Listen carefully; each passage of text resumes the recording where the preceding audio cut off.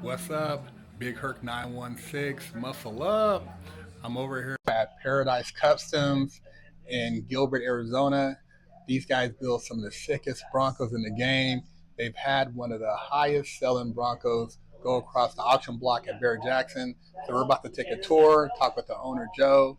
And yeah, man, stay tuned. Hit that subscribe, hit the like button. I think it's 1971. The customer brought it in. It was already lowered, okay, and they wanted it to have the frame touch the ground. Oh, wow. So we have to do a bunch of modifications that are ongoing over here. The bed rail has to get lifted. He does not have the means to have a full repaint, so we're trying to do all of this stuff and not damage the paint to require any more paint. But we had to raise the bed, and then he wants the bed to come up in the middle so you can see the different components. So it's going to be kind of like old school trucking where the bed pops up, kind of like that? Exactly like that. Okay. And it's not going to be the whole bed. It's just going to be a section. And it's a pretty common thing. Okay. Some of the best out there to do it are like Tray 5. Okay. It's not to Tray 5's level because this isn't what he wanted. He wanted something simplistic, something that it looks like specific requirements looked like we did it out of our garage, but we're really good at it. Okay. And it costs a lot more money to make it look like, well, that came out of a professional shop. So we're trying to keep his budget in mind and his vision in mind and doing it that way. Wow. So it's very tailored to what he wants. But you can see how they shaped the frame, notched it, put the Watts link in, got the airbags, custom mounts, and then up front we're going to replace this front section to have the right geometry to drop the frame the rest of the way. Wow. This particular one, we just named it Riptide, and this one came out of Barrett last Saturday. Oh, wow. 2 Saturdays ago. So this was one of the ones that crossed the block. I remember seeing this, yeah. Yeah, it crossed the block, and they got it, and they realized that there was quite a few problems that needed to get addressed. So they got a hold of us on Monday. By Thursday, we had it in the shop, and we're trying to go through doing different modifications. Like they thought it was too tall. They don't like the size of the tires. They still think they're too big. There was some geometry issues going on. So we're trying to address all of those things. It's a beautiful build. They just didn't have it tailored to exactly what they want, and they're trying to get it fixed. And typically, like a build like this, what is if a person's watching? It's like, what does this probably cost? Like, what's that? This cost probably to get it into this form and shape costs nowadays about 150 to 175. Okay, it's probably where it's at. That's nice. Yeah, it's a really nice build. Really nice. And they don't have to come from us for us to appreciate them. Right? Yeah, we love all this stuff. So there's tons of shops out there that do amazing jobs. We just happen to do so many of the Broncos that we know the personalities more than others, and we try to address them as best we can. Okay. This truck is a luxury pre-runner. This is a 1979 F-150, 4-link front and rear. We got custom King shocks. Well, the King shocks aren't custom, but they're long travel King shocks. The truss and everything is all custom built on the front and the rear axle because the motor up front is a Megazilla 2.0 and it has 1,000 horsepower. Damn! On pump gas. On pump gas? On race gas, it should go up to about 1,300 horsepower. Wow! And we're going to have a ramp for the off-road motorcycle that goes on, and we're going to have 2 spare tires in there. He wants a headliner with the Starlight. But yeah, mega custom, super nice. Trying to build all the axles and get that. So this kind of like going to be like a trophy truck type setup? It is. It's considered again, luxury pre-runner. Okay, luxury pre-runner. Terminology for it. Okay. This guy, well, you can see this other axle here, right? They're working through this, getting it built. This is the front. Okay. And then this one over here is 55 Chevy 210. It's supercharged LT4 with a 10-speed auto. Oh, wow. He wants a lot of custom sheet metal done to try to hide it and make it nice and clean. And we had to go backwards on this car quite a ways before we could go forward.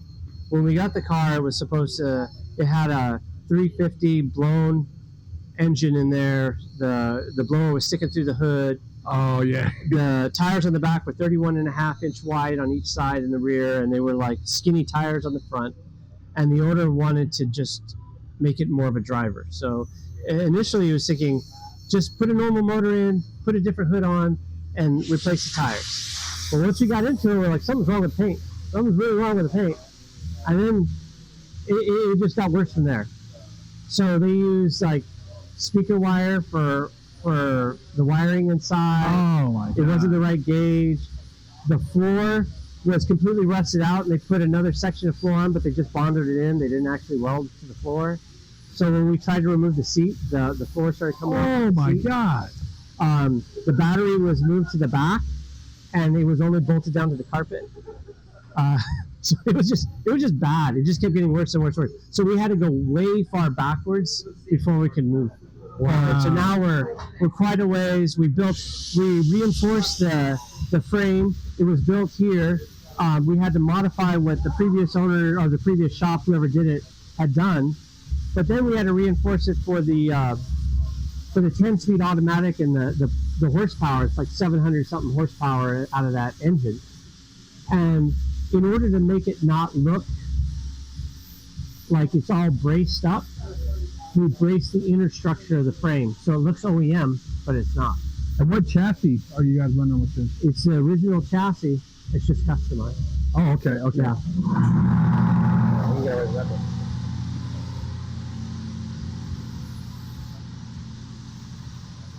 This Bronco actually came to us from a customer that it was sketchy driving it over 35 miles an hour.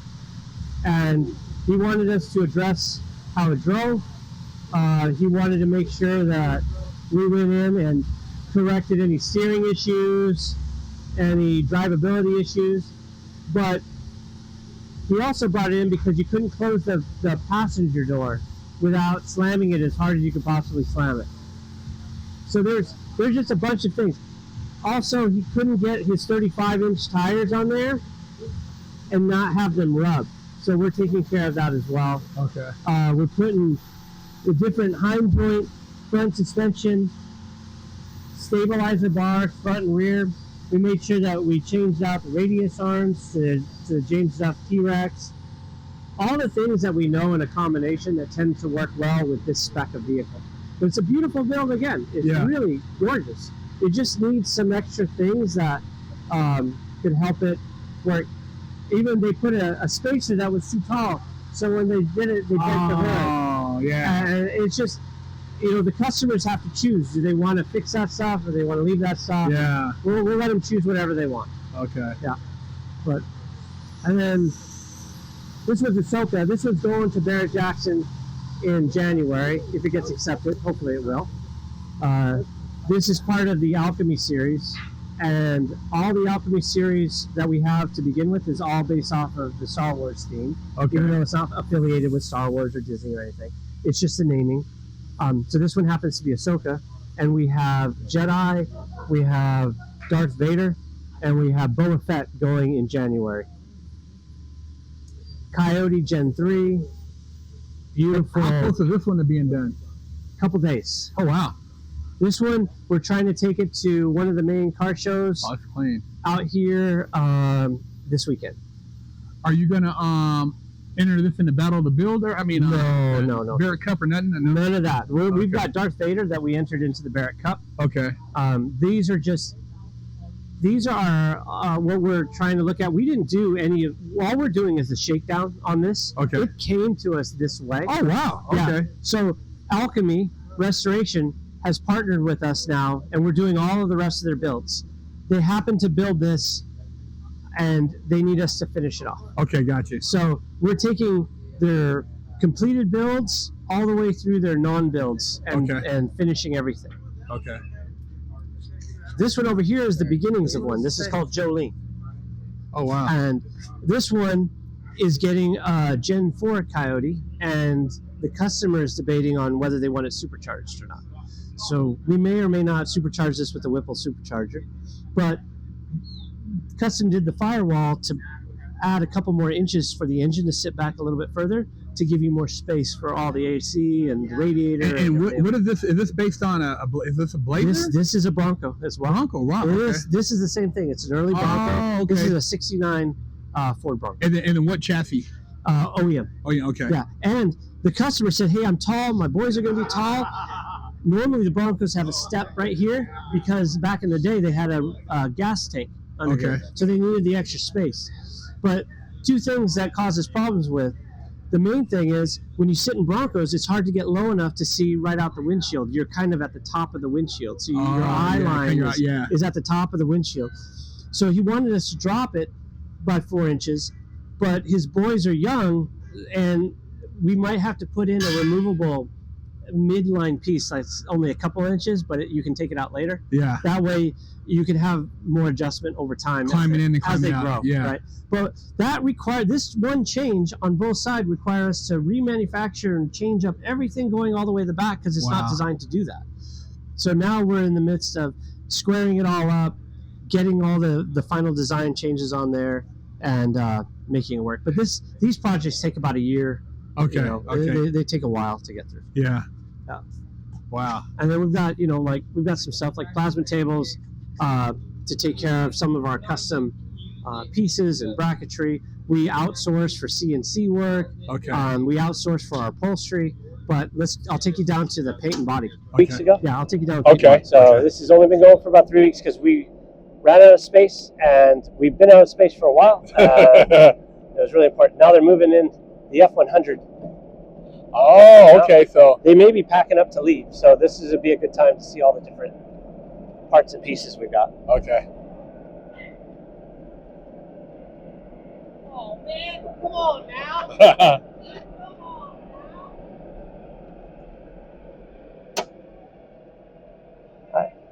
So this is Area 51. Area 51. It's a new color. A new color on an old vehicle. So it's a 1969 long bed F100.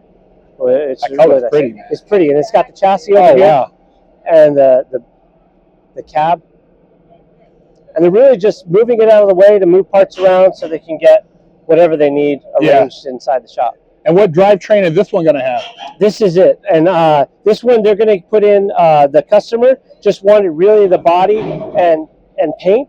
And he's planning on doing a Coyote, and I don't know exactly which transmission he wants to use. Okay. But if he gets in it over his head after a while, then he'll call us back up and we can finish off wherever he left off. Wow. And then we got this guy's over here.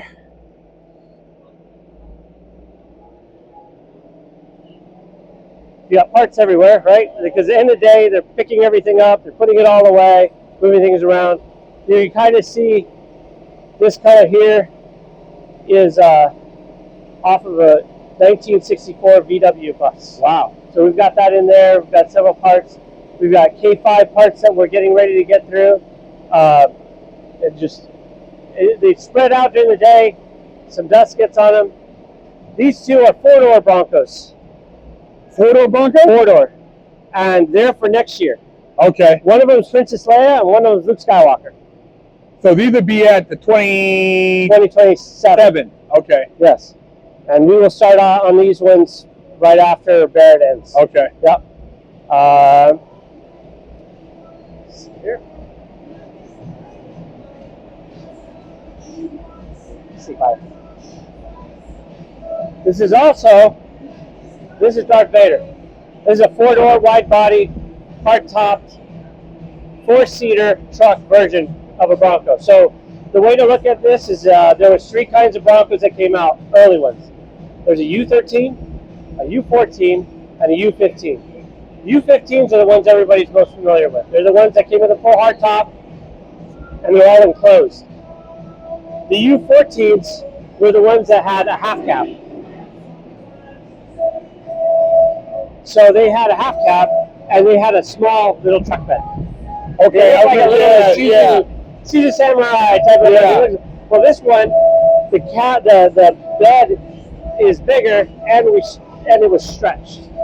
And so this is going to have a full hardtop? Full hardtop. Oh, wow, okay. The hardtop sitting over there. Okay. Yeah. So full removable hardtop where you can get it on and off if you wanted to. It's got the full roll cage in there, and has air conditioning front and rear seats.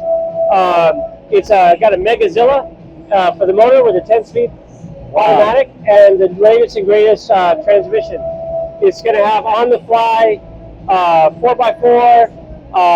The shocks are interactive shocks, so you can choose different sport modes or off-road mode or those kind of things for dampening. Okay. And then it has manual hub lockers, even though you can do it with the push of a button.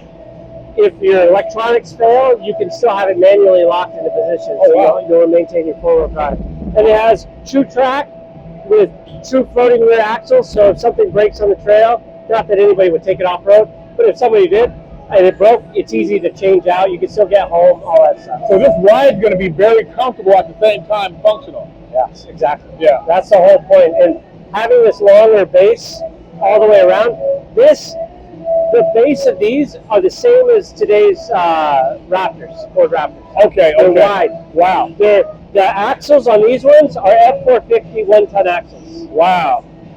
So the handling is going to be like night and day. Yeah. Yeah. And this is going to be the first of its kind. So wow, we're all hopeful. We don't know.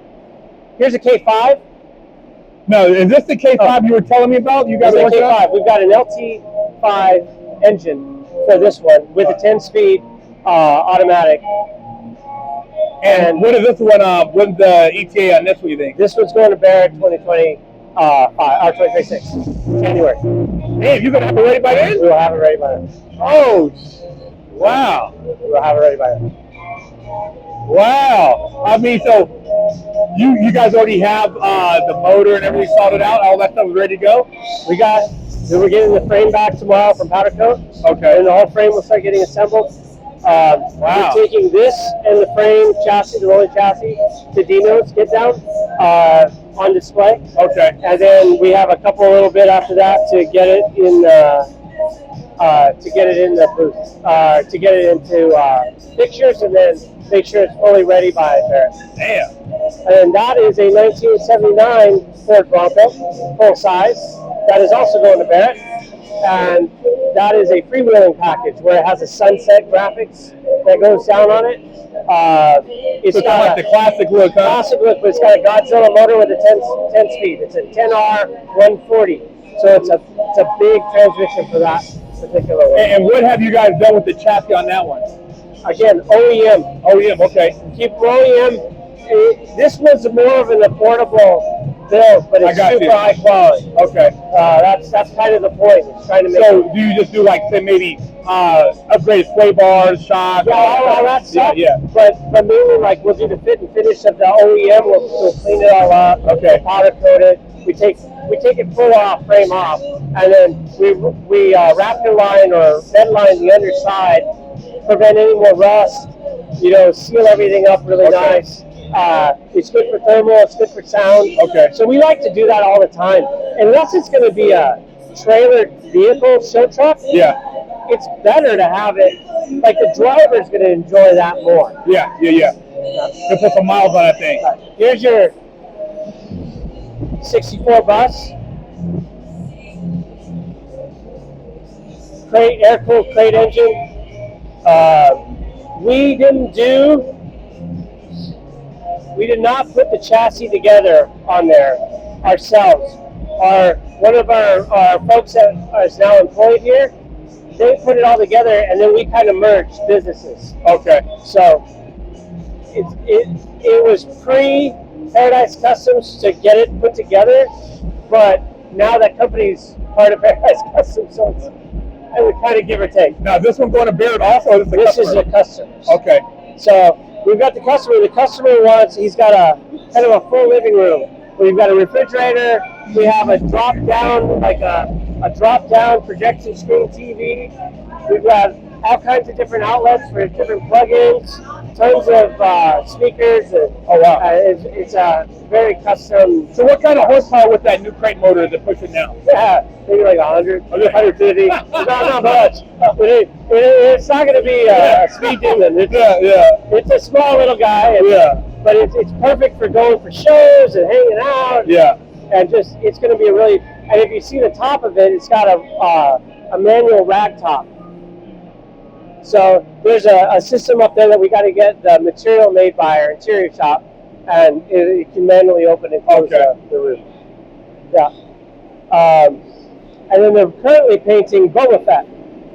So wow. You can see the green. Oh, that thing looks sweet. And it's supposed to be Boba Fett. So green is the right color. And this one's going to BigHerc too. This one's going January as well. Wow. Yeah.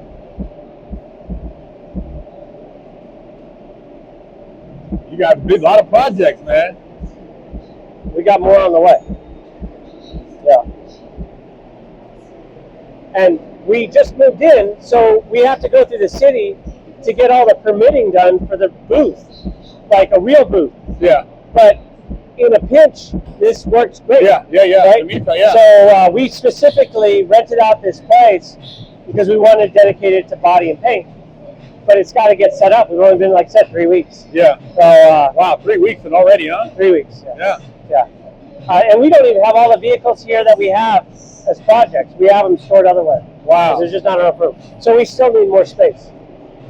Yeah. Yeah, you guys definitely could probably move into like a big, you guys got a lot of stuff going on. We had all of this in the other spot. Just wow. Yeah, there was a lot going on.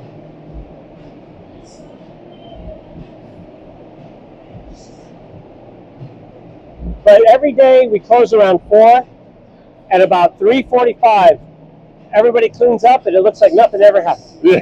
It's crazy. In 15 minutes, everybody comes together. They sweep this whole thing. They mop daily. They clean everything. They blow all the dust out. And then in the morning, first thing they do, they blow all the dust out again for whatever settled overnight. They get it all cleaned up, and then they start their day. Wow. Every day. Every day. That's great. I mean, running something like this, the best thing, or probably the hardest thing is a good team, right? The team makes the difference because everybody's it's like a fine-tooth wheel. You know what I mean? Yeah. And finding the right people to be in charge is difficult. Yeah. Because you have to have, like, okay, one thing, safety. That's just got to be it, right? And then you have, well, what's the customer need? Because I need to make sure that I'm doing the best I can for them. I may not do a perfect job, and I may screw up, but I'm trying as hard as I can. Yeah. Every time, right? And you need the leaders to do the same, because then everybody follows suit. That's right. And then you try to do the best you can with communication. Things are going 100 miles an hour every single day, and it's really hard. And again, you just got to try every time. You got to try your best, do as much communication as you can, and see what you can go. Every week we learn how to do things a little bit better. So the longer we're open, the better we get. And collaboration. We have several things now. We've now joined forces with Alchemy, Resto. We've now joined forces with what was another paint and body shop. So everybody sees the vision. They like the environment. Yeah. And when that happens, you start getting good people to stay and want to be here. And we just try to treat everybody good. That's all we can do. I mean, you get people that don't think that that's what's happening to them, but all we can do is try every day. I don't know how to do anything different. So yeah, it makes sense. Yeah, I mean, it is what it is. You just try your hardest every time. Yeah, because every time I hear about the good shops, they get a team, and then you get people that are trying to snatch their people because it's like, man, how's that shop over there? Hey, you come over to my shop because they can't find some, so they're trying to, like, instead of finding their people, they're trying to steal people. Yeah. So that's a lot of that going on. Yeah, and every single person that's come to us came without us asking. Yeah. And I'm the same way. I'm like, if you want to be here and we can find a spot for you, we will. Yeah. Right? But you can't just want what we have, whether it's the customers or the projects or whatever, just because you want it. If you're willing to come here and you're willing to work and have a good attitude. The good attitude is probably more important to us than a lot of them. Like, you can train people to get better, but man, is it hard to have somebody that they can bring everybody down. If they're always grumpy, they don't like what's going on, they want to complain. There's a difference. If you want to change things, there's a way to change it in a good way, right? You can voice your opinion. You can come up and say, hey, we need this because of these reasons. And we'll go and we'll sit down and we'll go through all the reasons and we'll figure out. And a lot of times together we'll say, yeah, that's probably the right time, or no, it's probably not the right time yet. Yeah. But it's not like, well, I'm the owner, I say what goes. Like, that doesn't make any sense.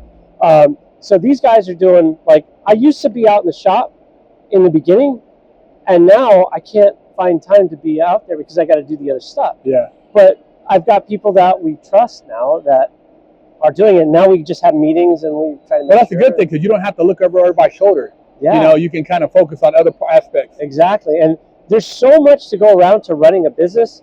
Like, what we found is a lot of shops get opened by people that were good at the craft, and they said, I want to open my own shop. Whatever that shop is, transmission, paint, body, it doesn't matter. And then they go open it, and they realize that they can't spend any of their time doing what they're good at, which is that stuff. Mm-hmm. Some of them are really good at the business side, but a lot of them just don't have that training.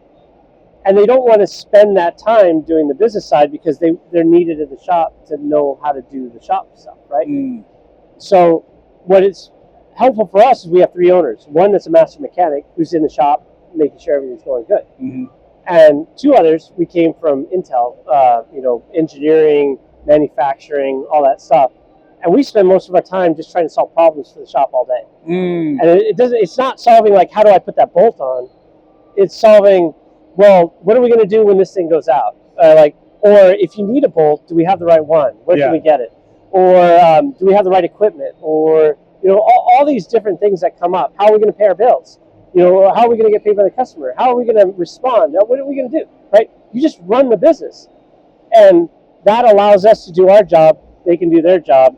But we just want them to know, like, we're no different. Yeah. We just have a different scope. That's it. Like, it just happens that we happen to own the company, but we don't feel like, hey, we're the owners. You do this, we do this. If the first person comes in and they've only been here a couple hours and they have a really good suggestion, let's hear it. Yeah. Right? Yeah. I don't care who you are. And we just try our best. Like I said, we do the same thing with our employees that we do with the customers. Just try as hard as we can. I think it shows. That's why they like being here and they keep showing up. Yeah. We just work as hard as we can. No, that's great. I mean, I've been to a lot of shops, and for the amount of people you have here, in most shops, they're lucky to have 2-3 people because it's just rough, man. And people are leaving and, finding quality workers. And the fact that you guys have this much stuff in-house is impressive because as you start building out and get into paint and body and other things, a lot of times it's hard to have that under one roof. It is. It is. What's really hard is you don't have it under your control for schedule. That's the hardest thing. Mm. Every time you're outsourcing things, it's not your priority, it's the business's priority, right? So you end up trying to figure out how to get onto somebody's schedule, and it's difficult. It's hard. We have 3 interior shops that we work with throughout the valley. One of them is a 5-minute walk from here, and they're unique upholstery. And we have Threads and Throttle, which a person that was doing really good work at a different shop decided, hey, I've got to move closer to my kids. So he was running the shop anyway. So he opened up his own shop, and he's like, I'm just doing like 2 vehicles at a time. Mm. So that he's able to do both because he's keeping it small scale, but he can get us in, and we can keep him full. That's right. And we're good. But it's not enough to just have him. So then we have another shop that we try to work with, and they're Elevated Design, and they're all the way in Deer Valley. Mm. And we'll make the trip down there because he's a really good guy. Yeah. And he does really good work. They all do good work. But once you start outsourcing, you have to have a bunch of different places because you don't own the schedule. That's right. And we don't have the space for an interior place yet, right? We're always trying to go, okay, what's our next step? We got to plan 2 years out. Well, we got into that place hoping that we can make rent, and we were full in a week. And then we grew out of that place. We're like, oh, we got to get a second place bad. See you later. We got to get a second place really bad. And within a month, we had this place. Wow. And we were outgrown in a week. Shoot. But it's hard to take a big enough leap to get a size that really works. Yeah. So what we do is it forces, yes, do we pay a little bit more because we have to sweep more often, and we have to clean more often, we have to organize more often? We do. But it also forces everybody here to establish good habits. Because if you have all the space in the world, people will fill it. They will fill it, they will fill it, they will fill it. And they won't even look at it anymore because that's off over there.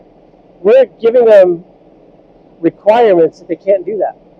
You have to have it organized. Yeah. So every time you move into a new space, it helps us optimize the space that we have because they're used to taking advantage of every square inch. It's not, well, I have 10,000 foot of storage and I have 3,000 foot to work in. Yeah. Which is usually what happens. Yeah. But we try our best every day, and we're going.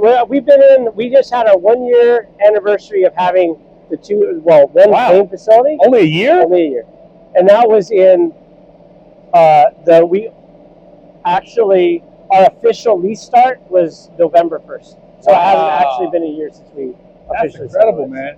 You know, and that speaks volumes because as people trust, they'll wait and they'll go into a shop they can know that they can get the job done. Because there's a lot of shops that take on stuff and they don't know what the hell they're doing. And then now you got a customer and he's like, man, what's going on? And it's like, now you lose customers.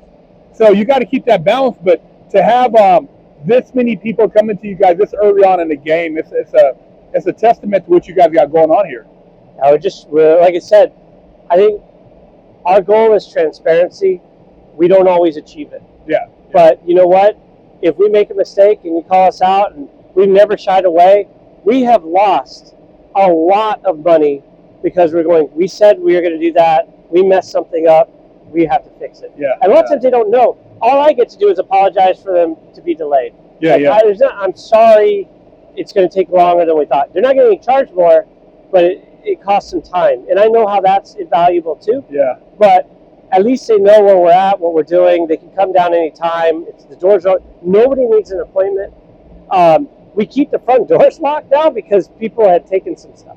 So we're like, now we lock it and say, come around the back. Yeah. If you're out in the shop and nobody's in the lobby, right? Yeah. They don't need to be hanging Somebody out come in there and Yeah. They come in and they've taken something here or there. Okay. We're like, okay, we got security cameras now. We got everything locked in the front. We had security cameras the whole time, but it wasn't like what we've got now. Yeah. And we weren't keeping the door locked. So that's why it's like, if you want an actual appointment to make sure an individual is here, then call us ahead to make sure, like, if I'm not on an errand or I'm across town or whatever. Okay. But if you want to come and see anything about the builds or your vehicle, you come in anytime unannounced. You just walk right in. Yeah. And the goal is you get to know all the people working on your vehicle, and you go talk to them anytime you want. Wow. Yeah. And it doesn't matter who they are. Yeah. They can tell you. What we try to do is get them not to quote estimated times because they're not. That's right. Yeah, because it's hard to predict. It's hard. Things happen. It is hard, and that we're learning that ourselves. Is there is stuff that you just can't see until you start doing it, and it takes everybody by surprise, and it could be something that could cost a lot of time. Yeah. So we're trying to be really upfront with everybody now, over communicate that we cannot actually predict. We will try to give you some window, but until we do it, I mean, we don't know. Everybody's work done by a previous shop doesn't mean it was bad work. It just might not work exactly how you want it. Yeah. The stuff that they put on there a lot of times is really quality hardware, but it might not be set up quite right. Yeah. Right. It's just there's all kinds of different reasons. It doesn't matter. So typically when you said like somebody from another shop brings over a car, does it become like maybe that vehicle hasn't been vetted out with like miles on the build? It's like a fresh build? Everything. Everything. It could be they don't like the tires anymore. They don't like this. They don't like that. Right? It's hot. It's hot.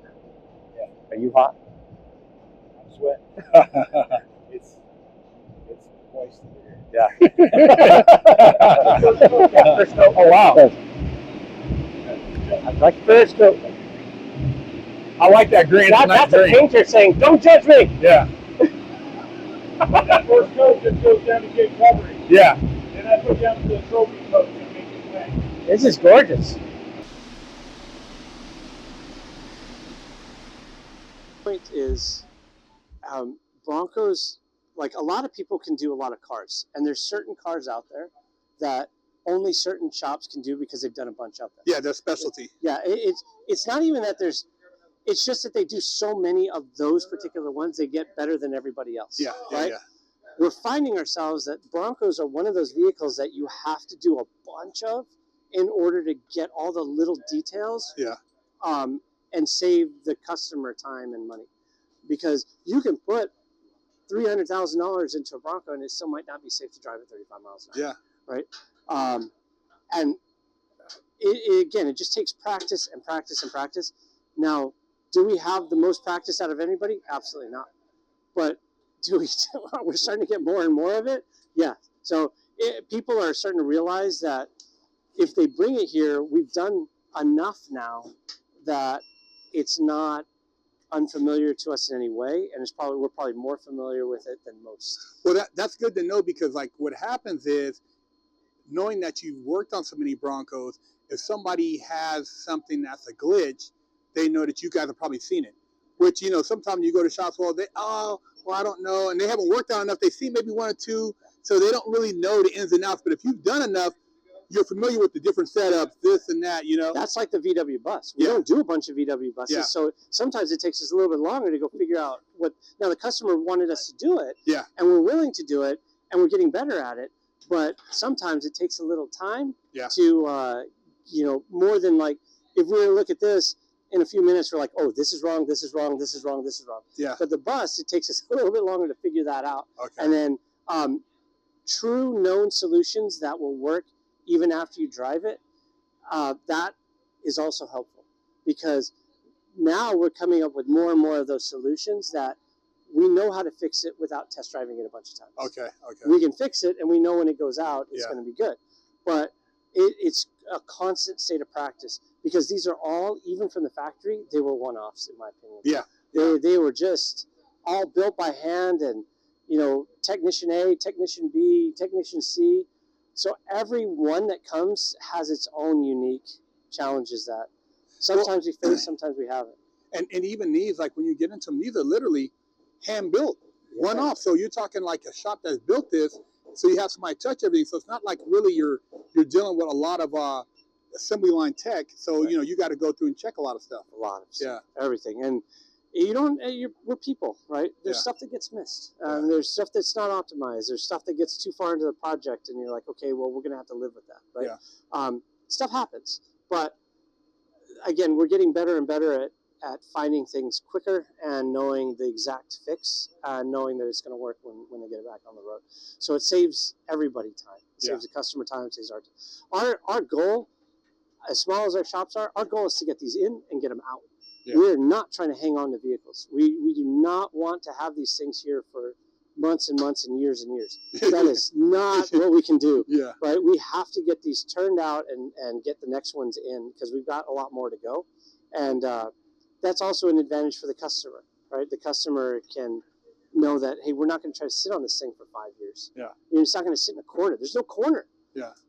Well, they know the car, the move. You don't come into a shop and a year later you have the same car that were in here a year. You know what I mean? Yeah. Like, you guys always have unless we have these like super one-off, like, wow, these are so different and they're from scratch. Yeah. They do take some time. Like this, that's going to be here for a while. Yeah. Those two cars, they've been here for a while. Yeah. Now, we can't afford them to be here for that much longer, so we have to keep them moving. Yeah. But our goal isn't to keep it. We're not trying to get a customer and then snag them in and then rely on them for a paycheck. Yeah. Okay. Right? Okay. And that is our goal, is like, get them out. Like, as soon as we can get them in, how fast can we get it done and quality, and get them out? Yeah. And it's okay if it needs to come back because we did something wrong. We'll just, at that point, like, it's on us. Yeah. So if we get it out too quick and we didn't get our job done and we should have done more, and they bring it back, well, too bad for us. Now we're eating the cost, because that's our fault. Yeah. It's not the customer's fault, right? So, again, it's something that we stand by. And do we make mistakes? Yep. do we pay for our mistakes? Yeah, we do. And would we have caught them if we would have been a little bit slower? Everybody's human. We go through, we try to learn from it. We say, hey, this got out. Now it's going to cost us this much money. We have to make it right. How do we prevent it from happening to somebody else? Because it costs the customer time. It costs us time. It costs us money. Like, how do we avoid that the next time? And then you just keep trying to learn. Yeah, makes sense. Yeah, that's all you can do. Hey, man. Well, man, I appreciate you taking the time out of your busy schedule to share the shop with me. And I know the viewers will be happy. And, man, I look forward to seeing these builds at Barrett-Jackson. Well, you should see this build on Saturday, right? Yep. Come on Saturday. Let's go check this one out. We should be at Highline. Highline show, you guys. I'll have some video from that. And, yeah, make sure you like, subscribe, and I'll have all the info on Paradise Customs in the description. BigHerc916.com to pick up a limited edition GTA poster signed by me for $10, or with your purchase of a Wig Splitter Porsche t-shirt, I'll throw in a free poster signed by me for you.